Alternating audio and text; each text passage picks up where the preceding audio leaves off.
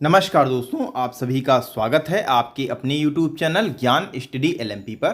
दोस्तों, आज की इस क्लास में हम सामान्य अध्ययन के कुछ महत्वपूर्ण प्रश्न कराने वाले हैं जो आपकी आने वाली एग्जाम्स के लिए काफ़ी इम्पॉर्टेंट हैं।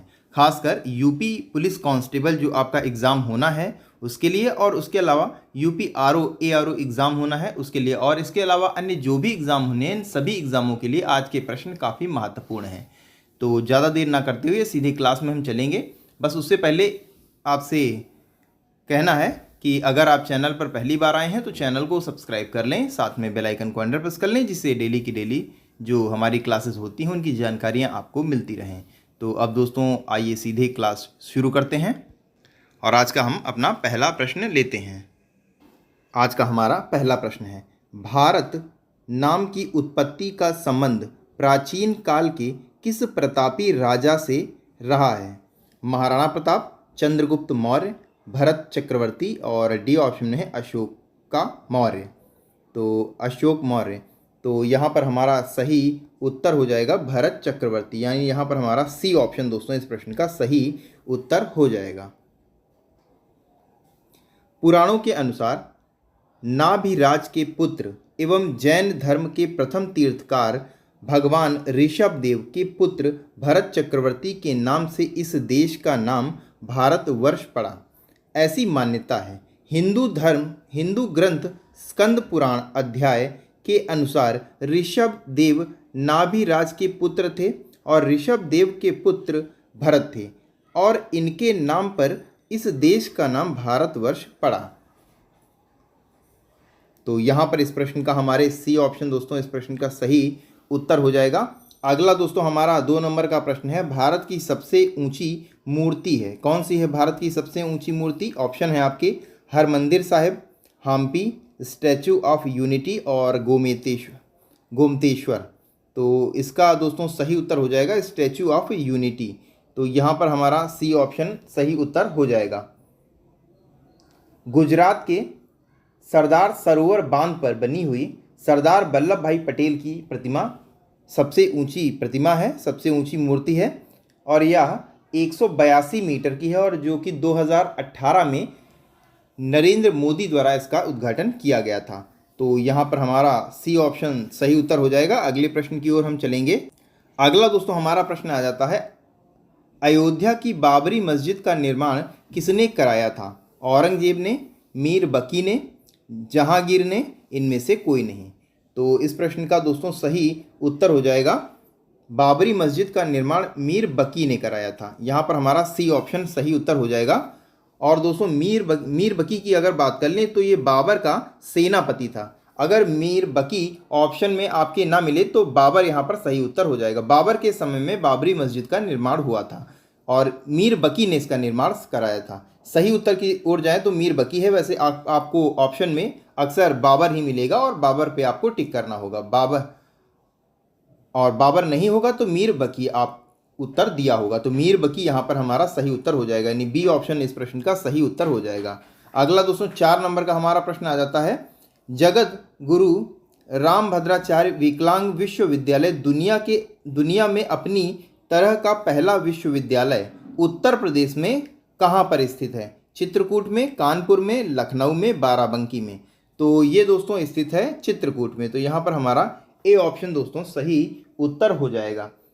चित्रकूट में स्थित है। अगर इसकी स्थापना कब हुई थी इसकी बात की जाए तो 27 सितंबर 2001 को इसकी स्थापना हुई थी। कब हुई थी? 27 सितंबर 2001 को इसकी स्थापना हुई थी। और जगत गुरु, इसको बाद में बदलकर जगत गुरु रामभद्राचार्य विकलांग की जगह दिव्यांग विश्वविद्यालय 2023 में कर दिया गया, 2023 में। तो यहाँ पर हमारा ए ऑप्शन दोस्तों सही उत्तर हो जाएगा। अगले प्रश्न की ओर हम चलेंगे। अगला दोस्तों हमारा प्रश्न आ जाता है, बनारस हिंदू विश्वविद्यालय किस वर्ष स्थापित किया गया था? 2000 ऑप्शन है आपके 1902, 1910, 1916, 1921। तो इसका दोस्तों सही उत्तर हो जाएगा, बनारस हिंदू विश्वविद्यालय की स्थापना हुई थी 1916 में। तो यहाँ पर हमारा सी ऑप्शन सही उत्तर हो जाता है। सी ऑप्शन दोस्तों यहाँ पर सही उत्तर हो जाता है। अगर इसके संस्थापक की बात कर ली जाए तो पंडित मदन मोहन मालवीय इसके संस्थापक थे।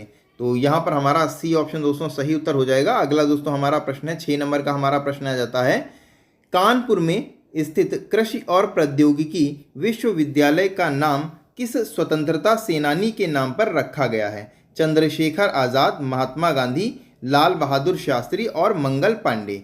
तो यहाँ पर सही उत्तर इसका हो जाएगा कानपुर में स्थित कृषि और प्रौद्योगिकी विश्वविद्यालय का नाम चंद्रशेखर आज़ाद जी के नाम पर रखा गया है। तो यहाँ पर हमारा ए ऑप्शन सही उत्तर हो जाएगा। इसकी आधारशिला की अगर हम बात कर लें तो इसकी आधारशिला इंदिरा गांधी जी द्वारा रखी गई थी और 15 जनवरी 1974 को इसकी आधारशिला रखी गई थी। 1974, 15 जनवरी 1974 को। इसके अलावा कुल भारत में कितने कृषि विद्यालय हैं, कितने कृषि विश्वविद्यालय हैं, इसकी अगर बात कर ली जाए तो कुल 5 हैं। उनमें से एक तो यही हो गया। उसके अलावा आचार्य नरेंद्र देव कृषि एवं प्रौद्योगिकी विश्वविद्यालय, सरदार वल्लभ भाई पटेल कृषि विश्वविद्यालय और बांदा कृषि विश्वविद्यालय इसके प्रमुख हैं। और बांदा कृषि विश्वविद्यालय की स्थापना 2010 में हुई थी। तो यहाँ पर दोस्तों हमारा ए ऑप्शन सही उत्तर हो जाएगा। आइए दोस्तों हम अगले प्रश्न पर चलेंगे। अगला दोस्तों हमारा 7 नंबर का प्रश्न आ जाता है, उत्तर प्रदेश की वर्तमान राज्यपाल कौन है? श्री BL जोशी, आनंदी बेन पटेल, श्री राम नाईक और डी ऑप्शन में है इनमें से कोई नहीं। तो इसका दोस्तों सही उत्तर हो जाएगा, उत्तर प्रदेश के वर्तमान राज्यपाल की बात कर ली जाए तो श्रीमती आनंदीबेन पटेल हैं, यानी यहाँ पर हमारा बी ऑप्शन सही उत्तर हो जाता है। यहाँ पर दोस्तों अगर पूछा जाए उत्तर प्रदेश की पहली महिला राज्यपाल कौन है या भारत की पहली महिला राज्यपाल कौन है, अगर पूछा जाए तो सरोजिनी नायडू आता है। सरोजिनी नायडू फिर सही उत्तर हो जाएगा। अगर उत्तर प्रदेश का पहला राज्यपाल कौन रहा है, अगर इसकी बात कर ली जाए तो हैरी ग्राहम बेल इसके उत्तर प्रदेश के पहले राज्यपाल थे। पहली महिला राज्यपाल की बात कर ली जाए तो सरोजिनी नायडू उत्तर जवाब आता है। और इसके अलावा गणतंत्र भारत के पहले राज्यपाल की बात कर ली जाए तो HP मोदी इसके प्रथम राज्यपाल थे। तो यहाँ पर हमारा बी ऑप्शन सही उत्तर हो जाएगा। अगला दोस्तों हमारा प्रश्न आ जाता है, इंडियन पुलिस एक्ट कब से लागू किया गया? 1861, 1800 ऑप्शन है आपके। ए ऑप्शन में है 1861, बी ऑप्शन में है 1961, सी ऑप्शन में है 1961। यहाँ पर दोनों में ही 1961 और 1961 टाइप हो गया है। इसमें आप ऑप्शन बदल लीजिए, 1761 कर दीजिए किसी में। इसमें मान लीजिए हम 1761 कर देते हैं, 1761। तो इसका और डी ऑप्शन में है इनमें से कोई नहीं। तो इसका सही उत्तर हो जाएगा 1861, यानी ए ऑप्शन दोस्तों यहाँ पर हमारा सही उत्तर हो जाएगा। इसके अलावा दोस्तों अगर हम IPC की बात कर लें, इसके अलावा अगर हम IPC की बात कर लें तो ये 1860 इसकी 1860 में पास हुआ था। और लागू होने की बात कर लें IPC की तो ये 1862 में लागू हुई थी। और फर्स्ट विधि आयोग की सिफारिश पर ये लागू हुई थी और इसके प्रथम अध्यक्ष मैकाले थे। IPC की दोस्तों यहाँ पर बात की जा रही है IPC। और इंडियन पुलिस एक्ट 1861 में लागू हुआ था। तो यहाँ पर हमारा ए ऑप्शन सही उत्तर हो जाएगा। अगले प्रश्न की ओर हम चलेंगे। अगला दोस्तों हमारा प्रश्न है, उत्तर प्रदेश गोंडा नियंत्रण अधिनियम। ये दोस्तों थोड़ा टाइपिंग में मिस्टेक है, गुंडा यहाँ पर है, गुंडा नियंत्रण अधिनियम। गुंडा नियंत्रण अधिनियम कब आया था? 1960, 1970, 1980, 1995। तो गुंडा नियंत्रण अधिनियम आया था 1970 में। तो यहाँ पर हमारा बी ऑप्शन दोस्तों सही उत्तर हो जाएगा। बी ऑप्शन दोस्तों यहाँ पर हमारा सही उत्तर हो जाएगा। कब आया था बात की जाए तो 1970 में आया था, लेकिन यहीं पर अगर प्रश्न पूछा जाता कब लागू हुआ था तो ये 1971 हो जाता। 1971 में ये लागू हुआ था। तो यहाँ पर हमारा जवाब 1970 सही, क्योंकि कब आया था पूछा गया है तो 1970 हमारा, यानी बी ऑप्शन हमारा सही उत्तर हो जाता है। अगला दोस्तों हमारा प्रश्न है, नरेगा एक्ट कब आया था? यहाँ पर भी दोस्तों देखिए आया था की बात की गई है। तो 2008, 2005, 2006 और डी ऑप्शन में है इनमें से कोई नहीं। तो नरेगा एक्ट कब आया था अगर इसकी बात कर ली जाए तो 2005 इसका सही जवाब हो जाएगा। अगर यहीं पर पूछा जाता है कब लागू हुआ तो यहाँ पर हमारा सी ऑप्शन सही उत्तर हो जाता। और इसके अलावा दोस्तों इसमें प्रश्न बनता है, नरेगा को मनरेगा में कब से परिवर्तित किया गया? तो ये 2009 से परिवर्तित किया गया। नरेगा को मनरेगा में 2009 से परिवर्तित किया गया। और किस आर्टिकल के तहत कर किया गया, तो ये आर्टिकल 43 आर्टिकल 43 के तहत किया गया, के तहत चल रही है। और इसमें 100 दिन होता क्या है, इसमें 100 दिन के रोजगार की इसमें गारंटी होती है। 100 दिन के रोजगार की इसमें गारंटी होती है और ये आर्टिकल 41 के तहत होता है। और अगर इसमें इसका दायरा होता है दोस्तों, अगर ये 5 किलोमीटर के अंदर आपको यहाँ इसमें रोजगार दिया जाता है, और अगर 5 किलोमीटर के बाहर अगर आपको इसमें भेजा जाता है तो उसमें आपको आने जाने का किराया भी इसमें ऐड होता है। अब दोस्तों यहीं पर अगर हम बात कर लें, अगर हम बात कर लें मजदूरी सबसे ज़्यादा किस राज्य में है और सबसे कम किस राज्य में है, तो सबसे ज़्यादा यानी मैक्सिमम की अगर बात कर ली जाए तो मैक्सिमम में आपका आ जाता है हरियाणा। मैक्सिमम में आपका आ जाता है हरियाणा आ जाएगा। और अगर मिनिमम की बात कर ली जाए, तो ये आपका अरुणाचल प्रदेश आ जाता है। और उत्तर प्रदेश की अगर हम यहाँ पर बात कर लें, क्योंकि हम उत्तर प्रदेश के एग्जाम्स की तैयारी कर रहे हैं, तो उत्तर प्रदेश की अगर हम बात कर लें तो इसमें 237 रुपये इसकी मजदूरी दी जाती है। 237 रुपये उत्तर प्रदेश में। मैक्सिमम हरियाणा है, तो हरियाणा में अगर मैक्सिमम कितनी है 341 रुपये मजदूरी है। और अरुणाचल प्रदेश में न्यूनतम 234 रुपये है। और उत्तर प्रदेश में 237 रुपये न्यूनतम मजदूरी है। उत्तर प्रदेश में 237 रुपये मजदूरी है मनरेगा के एक्ट के तहत। तो यहाँ पर हमारा पूछा गया है कब आया था, तो 2005 यानी बी ऑप्शन यहाँ पर हमारा सही उत्तर हो जाएगा। आइए अगले प्रश्न पर हम चलेंगे। अब अगला दोस्तों हमारा 11 नंबर का प्रश्न आ जाता है, राष्ट्रीय गौरव अपमान निवारण अधिनियम एक्ट कब आया था? 1971, 2003, 2019, 1996। तो इसका दोस्तों सही उत्तर हो जाएगा 1971, यहाँ पर सही उत्तर हो जाएगा। यानी यहाँ पर हमारा ए ऑप्शन सही उत्तर हो जाएगा। ये लागू होता है राष्ट्रीय ध्वज का अपमान करने पर। यानी अगर राष्ट्रीय ध्वज का कोई अपमान करता है तो उस पर ये लागू होता है। और इसमें 3 साल की जेल होती है, 3 साल की जेल की सज़ा होती है। इसके अलावा जुर्माना भी हो सकता है, या दोनों ही लागू हो सकते हैं।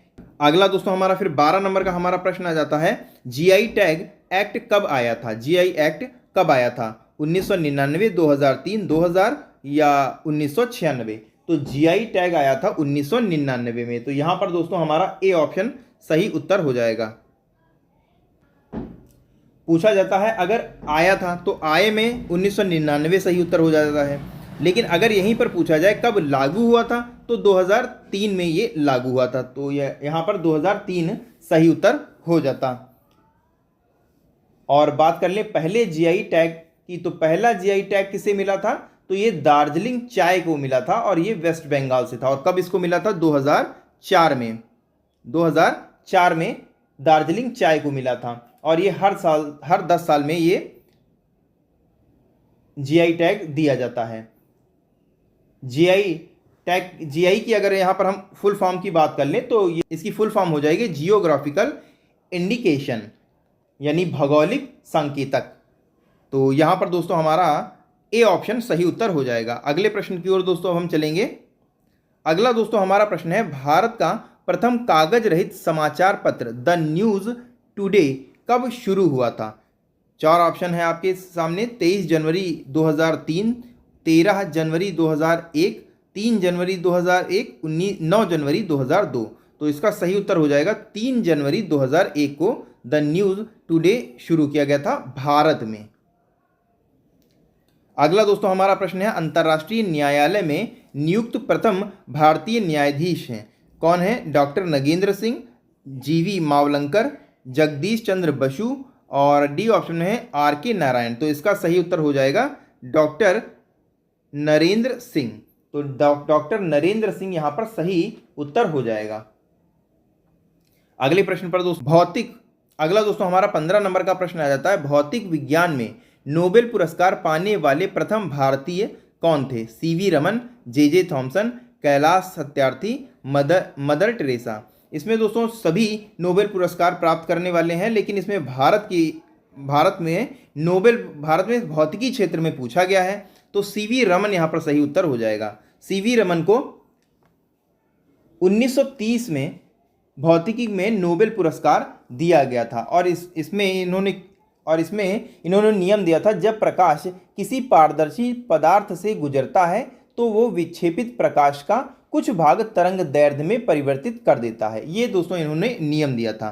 तो भौतिकी क्षेत्र में इन्हें सीवी रमन को नोबेल पुरस्कार दिया गया था। तो ए ऑप्शन दोस्तों यहाँ पर हमारा सही उत्तर हो जाता है। अगला दोस्तों हमारा प्रश्न है 16 नंबर का। अब हमारा प्रश्न आ जाता है, बंगाल विभाजन के लागू होने के दिन लोगों द्वारा एकता का प्रतीकात्मक कार्य क्या था? मोमबत्तियां जलाना, एक दूसरे के हाथों पर राखी बांधना, राष्ट्रगान करना, उपयुक्त में से कोई भी नहीं। तो इसका दोस्तों सही उत्तर है ऑप्शन बी, यहाँ पर हमारा सही उत्तर हो जाएगा, एक दूसरे के हाथों पर राखी बांधना। तो बी ऑप्शन दोस्तों यहाँ पर हमारा सही उत्तर हो जाता है।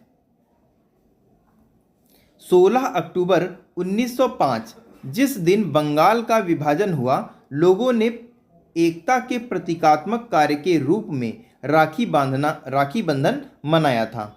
बंगाल को धार्मिक आधार पर बांटने के प्रयासों के बीच हिंदुओं और मुसलमानों ने एक दूसरे की कलाई पर राखी बांधकर एकता और भाईचारे का प्रतीक चिन्ह स्थापित किया था। तो यहाँ पर इस प्रकार हमारा बी ऑप्शन दोस्तों सही उत्तर हो जाता है। तो आज के लिए दोस्तों बस इतने ही प्रश्न हम आपके लिए लेकर आए थे। कैसी लगी दोस्तों आज की क्लास, आपको कमेंट करके बताना है। और आज की क्लास के प्रश्न आपको कितने समझ में आए और आपको प्रश्न कितने आते थे, ये कमेंट बॉक्स में आपको बताना है। तो यहीं पर फिर दोस्तों आज की क्लास हम यहीं पर समाप्त करेंगे। मिलेंगे दोस्तों हम अगली क्लास में। तब तक के लिए नमस्कार, जय हिंद, जय भारत।